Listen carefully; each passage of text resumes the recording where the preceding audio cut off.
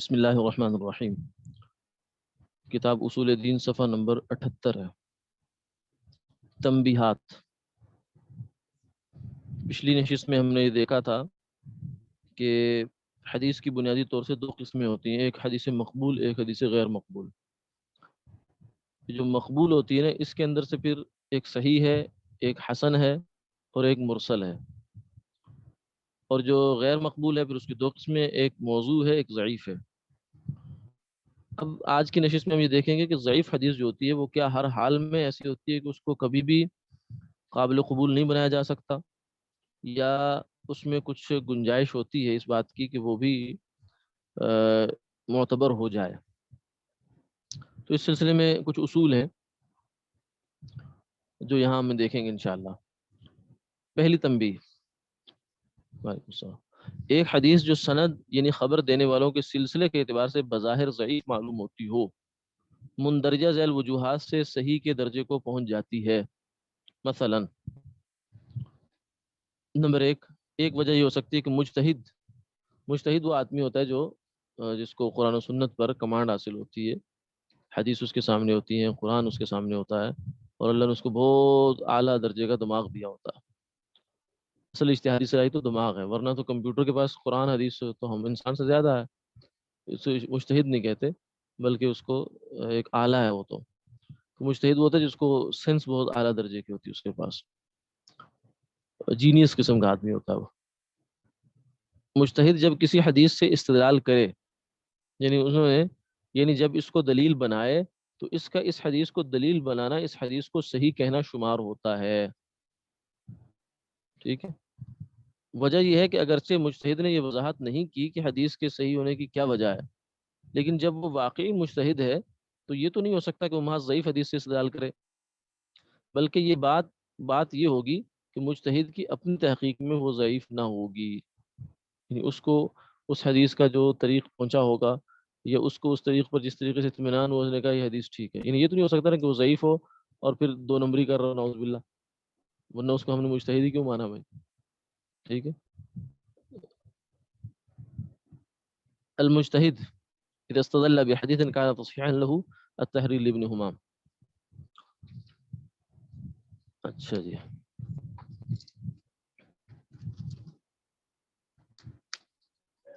مجتہد کا کسی حدیث سے استدلال کرنا اس کی جانب سے اس حدیث کو صحیح قرار دینا ہوتا ہے۔ اب ظاہر ہے کہ سند کے لحاظ سے تو حدیث ضعیف ہے۔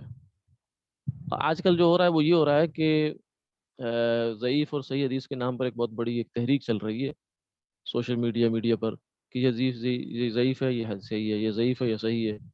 وہ ایک صاحب ہیں عرب میں ہوئی، انہوں نے کام شروع کیا، البانی ان کا نام ہے، ناصر الدین البانی۔ تو البانی کی تحقیق میں صحیح ہے، البانی کی تحقیق میں ضعیف ہے، اس طرح کی باتیں چل رہی ہوتی ہیں۔ تو انہوں نے بھی حدیثوں کو ٹوٹل دو حصوں میں تقسیم کر دیا، صحیح الگ کر دی، ضعیف الگ کر دیا۔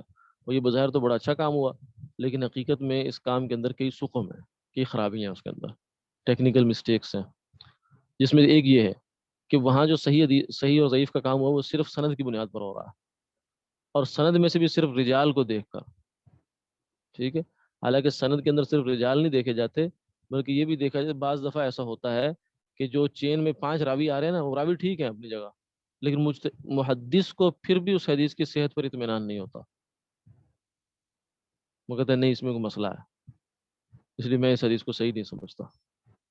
اس کو کہتے ہیں علت خفیہ۔ اس لیے صحیح حدیث کی جہاں تعریف کی جاتی ہے نا محدثین کے ہاں، جیسے ہم نے اس کو پیچھے پیج پہ پڑھا ہے کہ یہ حدیث صحیح کی ہم نے تعریف پڑھی، تو اس میں ہم نے جو پوائنٹس پڑھے تھے، اس میں چوتھے نمبر کا پوائنٹ تھا، اور اس میں نیچے دوسری لائن ہے، ان میں کسی قسم کا کوئی مخفی عیب نہ ہو۔ ٹھیک ہے، اور اسی طریقے سے یہ روایت ثقاہت میں فائق تر کی روایت کے مخالف بھی نہ ہو۔ تو یہ والا جو کام ہے نا، یہ کام صرف سند کو یہ نہیں یوں سمجھیں، دوسرے لفظوں میں، آسان لفظوں میں، کہ حدیث کو صحیح ضعیف کرنا یہ کوئی کمپیوٹر کا کام نہیں ہے، یہ کوئی ریاضیاتی فارمولوں پر فٹ ہونے والا کام نہیں ہوتا۔ ٹھیک ہے جی، اس کے لیے بہت کچھ دیکھنا پڑتا ہے۔ جیسے آپ کہیں کہ بھائی اتنے ڈاکٹروں کا ہم تنخواہیں دے رہے ہیں، اسپتالوں میں کمپیوٹر رکھ دو، اس کو سارا بتا دو، کہ اگر بخار چیک کرو، دیکھو بخار ہے مریض کو تو اس کو یہ دوائی دے دینا، یہ ہے تو یہ دے دینا، تو وہ کہیں گے نہیں نہیں بھائی یہ کیا کرنے جا رہے ہیں آپ. ٹھیک ہے، کیونکہ کمپیوٹر تو ریاضی کے فارمولے پہ چلتا ہے. تو حدیث کی تصحیح و تضعیف جو ہے نا، یہ ریاضیاتی کام ہے یا اجتہادی کام ہے؟ یعنی اس میں انسانی سینس انوالو ہو تو پھر کام ہوگا، یا یہ 2+2=4 کی طرح بس سیدھی سیدھی بات ہے کہ بھائی یہ ضعیف یہ صحیح، یہ ضعیف یہ صحیح. تو ان لوگوں نے جو کام کیا ہے نا، ناصر الدین البانی صاحب نے عرب عرب میں، اور ہمارے ہاں بھی ایک صاحب ہیں زبیر علی زئی، اہل حدیث عالم ہے وہ، انہوں نے بھی اس طرح کا کام کیا ہے اور اپنے اصولوں پر بنا کر انہوں نے کام کیا ہے، اور انہیں کو آج کل لوگ بہت کوٹ کر رہے ہوتے ہیں. شیخ البانی اور شیخ زبیر علی زئی، یہ کوٹ کیا جا رہا ہوتا ہے سوشل میڈیا پر، یوٹیوب وغیرہ پر. تو ان کی جو تصحیح و تضعیف کا اصول ہے نا، اس میں بنیادی سقم موجود ہے. ٹھیک ہے، تو ایک بنیادی میں بات یہ عرض کر رہا تھا کہ حدیث کی تصحیح و تضعیف جو ہوتی ہے وہ صرف راویوں کو دیکھ کر نہیں ہوتی، اس میں یہ چیزیں بھی دیکھنی ہوتی ہیں. مثلا اب یہی ہے، سند کے لحاظ سے حدیث ضعیف تھی، لیکن فقی نے جب اس سے استدلال کیا ہے تو اب اس کو ضعیف نہیں کہا جا سکتا، اب اس کو ہمیں صحیح کہنا پڑے گا. ٹھیک ہے، تو گویا کہ کچھ ایڈیشنل چیزیں بھی ہوتی ہیں حدیث کو صحیح یا ضعیف قرار دینے میں. آگے ابو الحسن بن حصار رحمۃ اللہ علیہ تقریب المدارک علی موطا امام مالک میں لکھتے ہیں، جب کہ حدیث کی سند میں کوئی کذاب نہ ہو تو فقی اس حدیث کی صحت کو کتاب اللہ کی کسی آیت یا کسی اصول شریعت کے ساتھ موافقت کی بنا پر معلوم کرتا ہے، اور اس بنا پر وہ اس کو قبول کرتا ہے اور اس پر عمل کرتا ہے. تو اگرچہ سند میں مسئلہ ہوگا، ٹھیک ہے، لیکن مسئلہ اتنا بڑا نہ ہو کہ سند میں کذاب راوی ہو، وہ تو پھر موضوع بن جاتی ہے. ٹھیک ہے، یعنی وہ ضعیف ہو تو پھر وہ حجت ہو سکتی ہے. دوسرا اصول ہے تلقی بالقبول. پہلا اصول ہے مجتہد کا استدلال کر لینا کسی حدیث سے.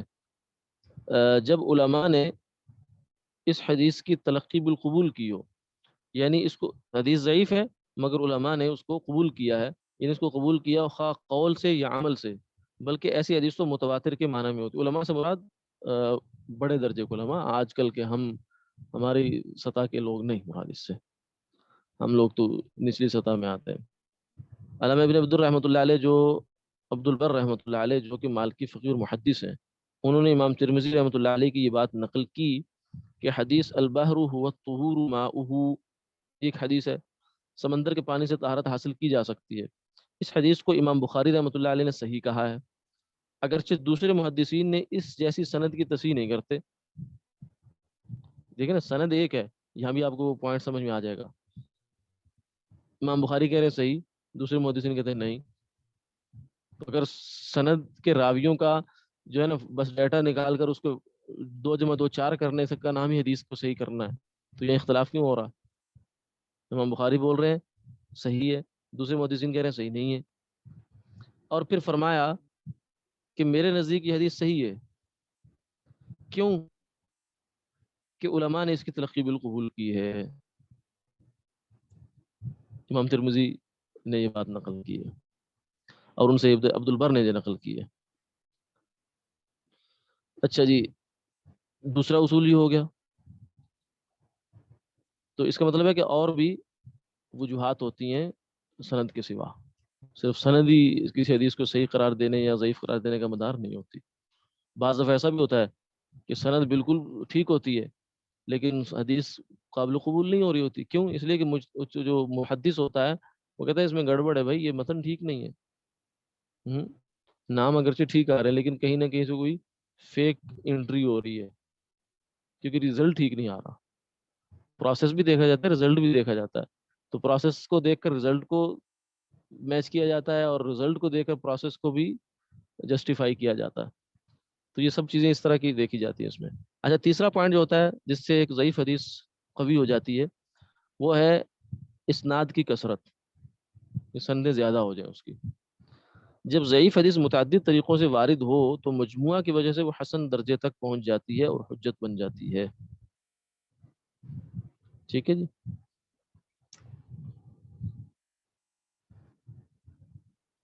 اچھا جی، والحديث الضعيف إذا تعددت طرقه ولو طريقا واحدة أخرى ارتقى بمجموع ذلك إلى درجة الحسن وكان محتجا به. جب ضعیف حدیث متعدد طرق کے طرق متعدد ہو جائیں اگرچہ صرف 2 طریقے ہی پائے جائیں، متعدد کا مطلب یہ نہیں کہ 50-60 ہو جائیں، 1 سے 2 ہو جائیں، یہ بھی تعداد ہے، تو مجموعہ کی وجہ سے حدیث حسن کے درجے تک پہنچ جاتی ہے اور حجت بن جاتی ہے۔ البتہ یہ قاعدہ اس حدیث ضعیف میں جاری ہوتا ہے جس میں ضعف کی وجہ راوی کا حافظہ ہو، حافظے کا ضعف ہو، جبکہ راوی خود سچا اور دیانتدار ہو۔ ٹھیک، یعنی بنیادی طور سے جو حدیث کا راوی دیکھے جاتے ہیں اس میں 2 کوالٹیز دیکھی جاتی ہیں، حدیث کے راوی میں 2 کوالٹیز بنیادی ہوتی ہیں، ایک ہے عادل، ایک ہے ضابط، یعنی با اعتماد ہو،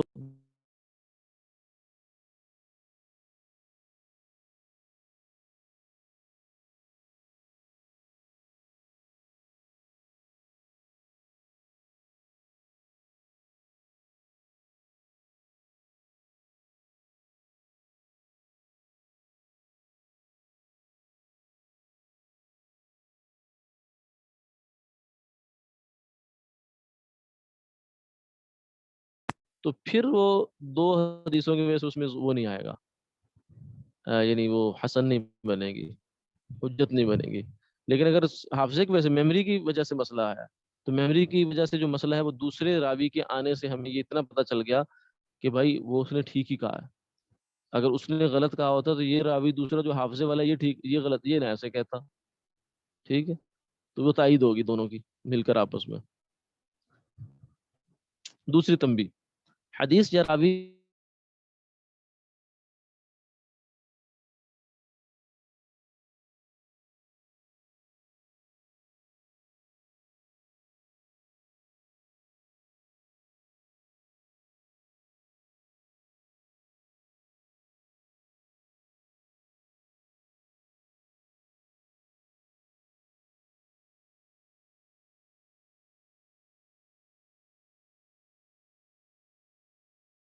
اس کی اچھائی برائی دور کرنے والے دونوں طرح کے لوگ ہوتے ہیں۔ ٹھیک ہے، تو اس لیے جب ایک جگہ پہ آپ سن لیں کہ فلاں راوی بہت ایسا ہے، وہ ایسا ہے، تو اس محض اتنی سی بات سن کر اس راوی کے بارے میں فیصلہ نہیں کرنا چاہیے، نہ اس حدیث کے بارے میں فیصلہ کرنا چاہیے، جب تک کہ آپ پورے پس منظر کو نہ دیکھ لیں اور لوگوں کے پچھلوں کے دیکھ نہ لیں، کیونکہ جرا کرنے والوں نے بڑے بڑے لوگوں کو نہیں چھوڑا۔ امام حنیفہ رحمہ اللہ پہ جرا موجود ہے، امام بخاری پہ جرا موجود ہے۔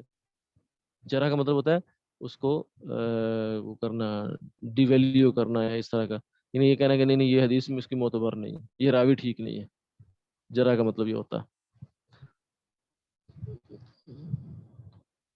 تو وہ حدیث حسن ہوگی۔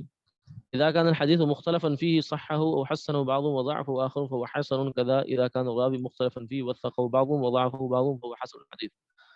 جب حدیث میں اختلاف ہو، بعض محدثین اس کو صحیح یا حسن قرار دیتے ہوں اور بعض اس کو ضعیف کہتے ہوں، تو حدیث حسن ہوگی۔ یہی حکم اس وقت ہے جب راوی کے بارے میں اختلاف ہو، بعض اس کی تصدیق کرتے ہیں اور بعض اس کو ضعیف کہتے ہوں، تو اس راوی کی حدیث بھی حسن ہوگی۔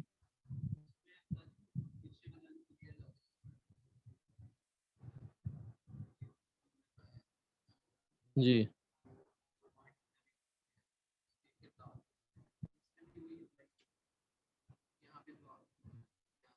نہیں نہیں، اس میں دونوں ہو سکتے ہیں، اس میں وجوہات دونوں ہو سکتی ہیں، حافظے کی وجہ بھی ہو سکتی ہے اور اس کی وجہ بھی ہو سکتی ہے۔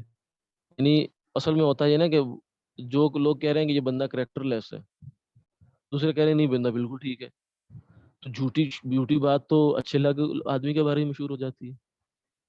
تو محض کسی ایک بندے کے کہہ دینے سے ہم اس کو کہہ دیں کہ نہیں بھائی، یہ تو مشکل ہوتا ہے، تو بس کسی پہ الزام لگا اس کو فارغ کر دو، تو یہ تو پھر دنیا میں کوئی بھی نہیں آنے چلا گا۔ ہاں ہاں ہوتی ہے، کیوں؟ اگر وہ کہتا ہے بھائی یہ راوی ٹھیک نہیں ہے تو اسے کہتے ہیں جرح مفسر، ایک ہوتی ہے جرح مبہم، یعنی کسی راوی کو، اس کے لیے خاص ایک لفظ انگریزی میں بڑا موزوں لفظ ہوتا ہے، کسی بندے کو جو وہ کرنا، اس کی گرا دینا، اس کے مرتبے سے سٹیٹس اس کا خراب کرنا۔ ایک ہوتا ہے کہ آپ کہتے ہیں بھائی یہ راوی ٹھیک نہیں ہے، یہ تو دعویٰ ہے، اس کی وجہ لاؤ، کیوں ٹھیک نہیں کا مطلب کیا؟ حافظے میں کمی ہے یا کردار میں خرابی ہے؟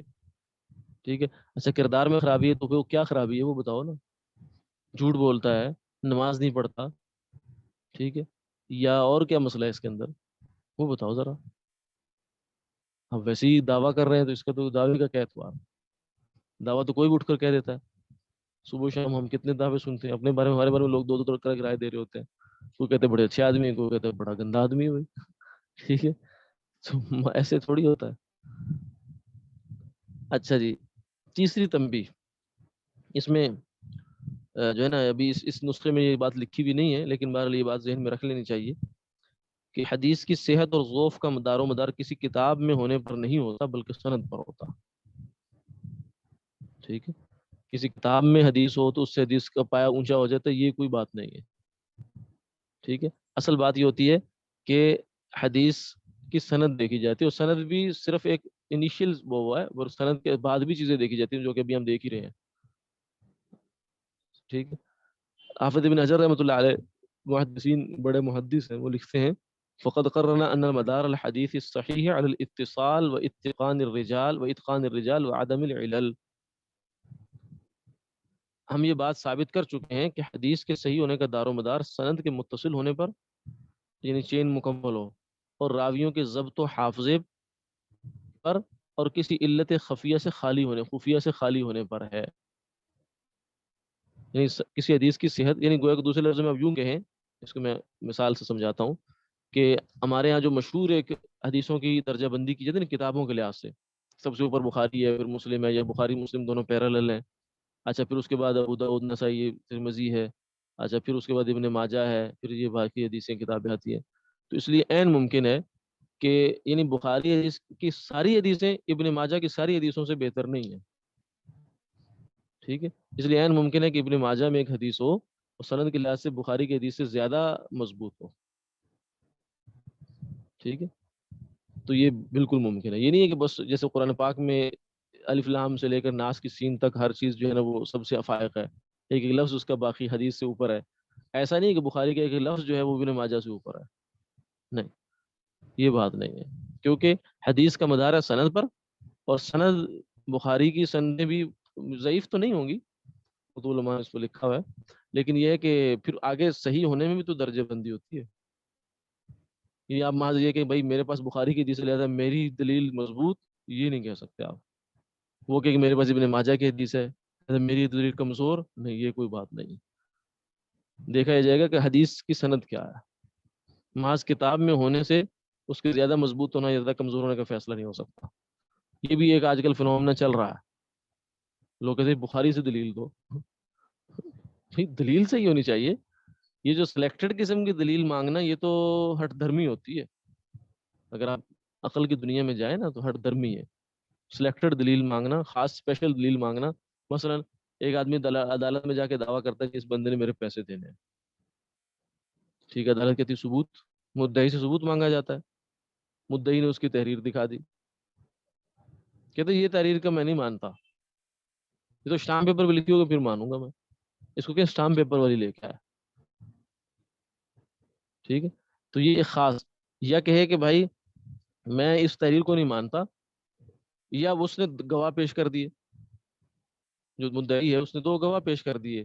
اب ان دو گواہوں پہ تو بات ہو سکتی ہے بھائی یہ جھوٹا ہے یا یہ صحیح نہیں ہے یا یہ مسئلہ ہے یا مفاد ہے جو بھی ہے، لیکن کہتے ہیں یہ گواہ مجھے نہیں قبول، یہ اپنے دادا کو اپنے نانا کو لے کے آئے گواہی کے لیے، پھر میں مانوں گا. ٹھیک ہے، تو یہ من مانی یا منہ مانگی دلیل یا مطالبہ کرنا یہ تو ہر دھرمی ہوتی ہے. وہ کہیں گے بھائی اس گواہوں میں کیا ہے، ان کو کیڑے پڑے ہوئے ہیں، کیا مسئلہ ہے ان کے ساتھ، خراب ہیں، باسی ہیں، کیا مسئلہ ہے ان کے اوپر کچھ جرا کرو کرنا ہے جو کچھ تم نے. یعنی جو دلیل لایا ہے اگلا بندہ، اس دلیل کی اتھینٹسٹی چیک کرو، اس کو چیلنج کرو. یہ نہیں کہ تم کو آلٹرنیٹ دلیل مانگنی شروع کر دو. یہ تو بالکل لایانی مطالبہ ہے جس وقت بہت کثرت سے ہو رہا ہے، اور لوگ اس کو بڑی معقولیت سمجھتے ہیں، حالانکہ عقل نام کی چیز نہیں ہے اس مطالبے کے اندر. ہاں جی، کیا جی آپ لوگ رفع دین سے نماز نہیں پڑھتے، بخاری سے بتائیں کہ رفع دین نہیں ہے. بخاری سے کیوں بتائیں، حدیث سے بتائیں گے. اس حدیث پہ بات کر لینا، تمہیں کوئی مسئلہ ہوگا اس مسئلے کو ہم فیس کریں گے. یہ تو پھر ایسے ہی ہوگا جیسے آدمی کے میں جو ہے نا وہ مانوں گا جب آپ کی بات، جب آپ مجھے قرآن سے دکھائیں گے. اچھا، قرآن سے دکھا دیں، نہیں میں جب مانوں گا جب آپ مجھے پہلے پارے سے دکھائیں گے. ٹھیک ہے، کیونکہ اسے پتہ پہلے پارے میں نہیں ہے، تو بچگانہ مطالبہ ہے بھائی، یا احمقانہ مطالبہ کہہ سکتے ہیں آپ اس کو. تو اس قسم کا مطالبہ ہو رہا ہے بخاری مسلم کے نام پر. وہ یہ سمجھا جا رہا ہے کہ گویا کہ بخاری مسلم میں ہی سارا دین آ گیا ہے، جو اس سے باہر ہے وہ دین نہیں ہے.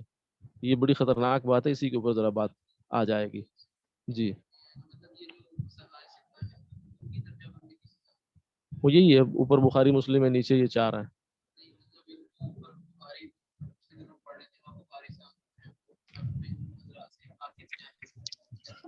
نہیں ان سے السلام کن علیکم. حضرات سے آخر میں آئے؟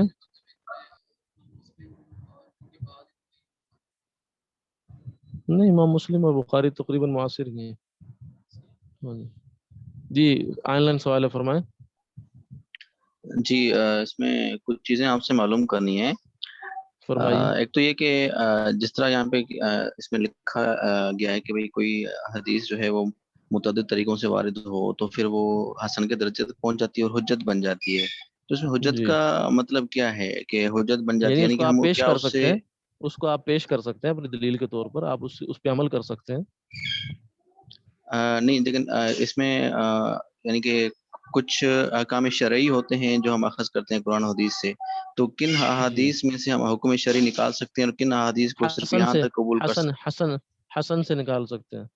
حسن اور صحیح ہیں؟ اچھا درجے کی حدیث ہوتی ہے نا, جسے مقبول جی کہا گیا پچھلے چیپٹر میں.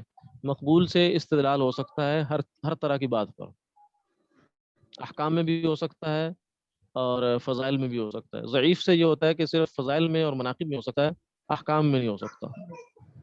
نہیں تو وہ جو تو ضعیف حسن حسن بننے کا بن مطلب چکی یہ ہو. ہے, تو اس سے ہو سکتا ہے, وہ اچھا جی مقبول کے ٹھیک. درجے میں آ گئی نا.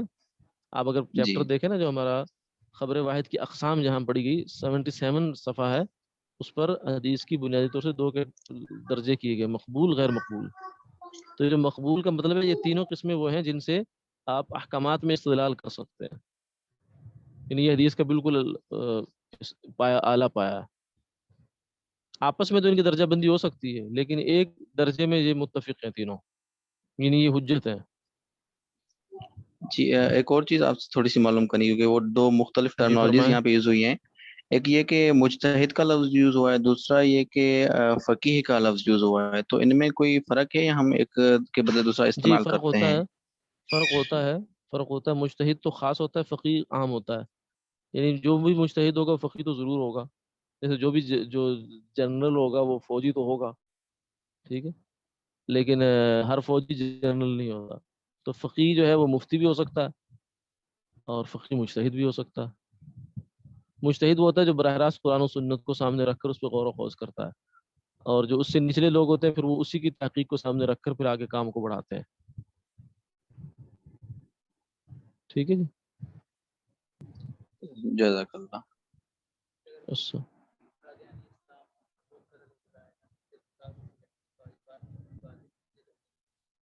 یہ ایک سوال آیا کہ نکاح کے بارے میں, تو یہ ہمارے موضوع سے متعلق سوال نہیں ہے. یہ ویسے سوال کو بھیج دیں دارالفتاح میں, یا کوئی کتاب سے متعلق بات ہے تو وہ پوچھ لیجیے.